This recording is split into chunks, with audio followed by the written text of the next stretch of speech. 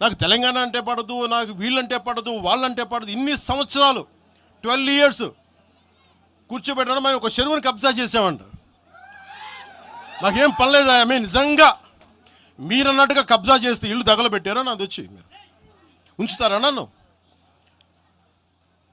ఒక్కొక్కళ్ళు కూర్చోబెట్టి 111 జీవోలు ఏమేం చేశారు అటు చూసిపోండి, అటు చూడండి. నిజంగా ఈ రోజున తెలంగాణ రాష్ట్ర ముఖ్యమంత్రి గారికే చెప్తున్నా, రేవంత్ రెడ్డి గారికే చెప్తున్నా, ఆయనంటే నాకు ఇష్టం, ఆయనంటే గౌరవం నాకు. కానీ వారికే నేను చెప్తా ఉన్నా, తెలంగాణ ప్రభుత్వానికే చెప్తున్నా, పవన్ కళ్యాణ్ గనుక ఆ చెరువుని మీరు ఒక చెరువును ఆక్యుపై చేసుకున్నాడంటే సంతోషంగా చెప్తాను, ఈ రోజున తెలంగాణ ప్రభుత్వానికి రాసి ఇచ్చేస్తున్నారు. అలాగే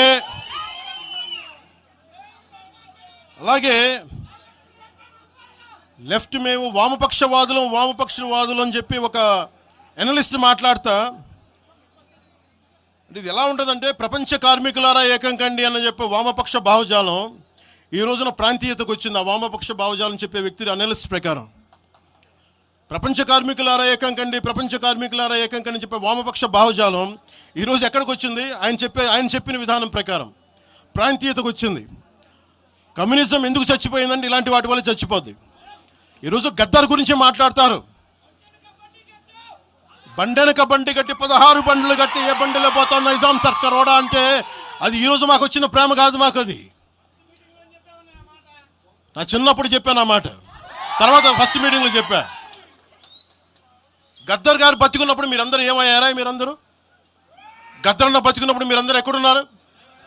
గద్దరన్న వెన్నులో బుల్లెట్లు దిగితే గద్దరన్న నా దగ్గరికి వచ్చాడు.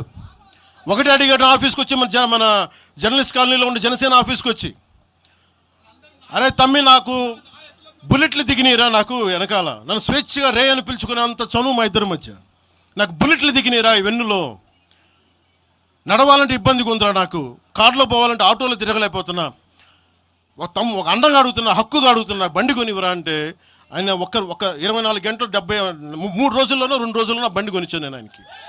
ఇప్పుడు ఎందుకు చెప్తున్నానంటే ఆ రోజు నేను చెప్పుండొచ్చు, నేను చెప్పట్లా. మీకేం తెలుసు గద్దర్ గారి గురించి?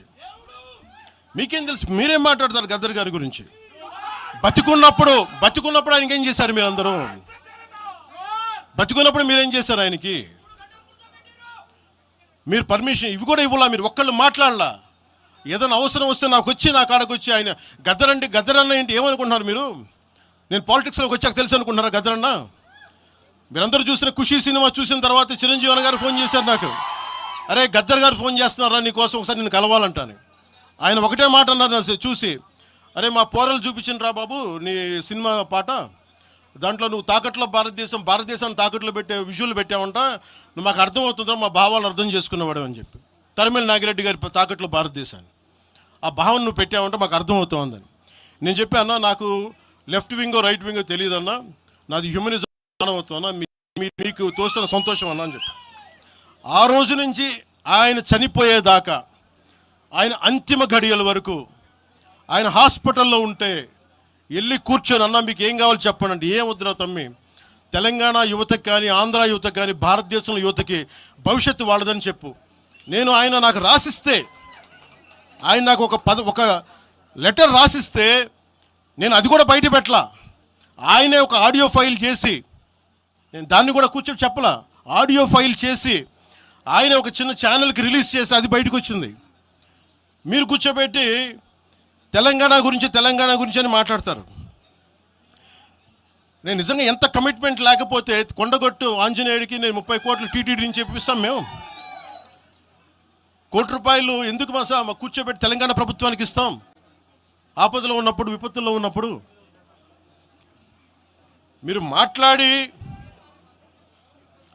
మీరు ఈరోజు మాట్లాడుతూ ఉన్నారు, బెదిరిస్తున్నారు. ఒకటే చెప్తా ఉన్నా, ఇక్కడున్న నాయకులందరూ కూడా, మరి శంకర్ గౌడ్ గారి దగ్గర నుంచి ఇక్కడున్న నాయకులు పేరున సంపత్ నాయక్ కానీ, సాగర్ గారు కానీ, వీళ్ళందరూ కూడా మీరు బెదిరిస్తూ ఉంటే మేము భయపడి, సారు మీ కాల్ముక్తా సారు, మీ బాంచన్ సారు అన్నంత భయాలు ఉన్నాం. మేము వాళ్ళమే కాదమ్మ. ఇక్కడ మేము ఒకటే చెప్తా ఉన్నా, వైఎస్ రాజశేఖర రెడ్డి గారు బతికున్నప్పుడు ఆ రోజు మీ గొంతులు ఏమైనాయో ఆ రోజున మీ అందరి గొంతు తెరిచారా మీరు ఆ రోజున? తెలంగాణ గురించి వీళ్ళు మాట్లాడుతూ ఉంటే ఒకటే చెప్తా ఉన్నా, యువరాజ్యం పెట్టిన తర్వాత మొట్టమొదటిసారి నా మీద కేసు పెట్టి పోలీస్ స్టేషన్లో కూర్చోబెట్టింది తెలంగాణ భీమరావు బాడా కోసం. దానికోసం తెలంగాణ మీద మొదటి కేసు నాకు తెలంగాణలోనే పడింది. కూర్చోబెట్టి మీరు అందరూ కూర్చోబెట్టి ఆ రోజు ఒక్కళ్ళు ఏమయ్యారు? ఈరోజు మీరు బెదిరిస్తూ ఉన్నారు, బయటకు వస్తే దాడులు చేస్తారు. మాకు దాడులు కొత్త అనుకున్నారా? మాకు మీరు మహబూబ్ నగర్లో మన కాంగ్రెస్ నాయకులు కూలిస్తే స్టేజే కూల్చేశారు మీరు. మా కార్లు అడ్డం పెట్టి మా మీద దాడులు చేయడం, ఇవన్నీ తట్టుకొని ఇచ్చాం మేము. ఖమ్మంలో మీరు దాడులు చేశారు ఆ టైంలో అప్పుడున్న కాంగ్రెస్ ప్రభుత్వం. ఈరోజు మాకు కొత్త అనుకుంటున్నారా ఇవన్నీ?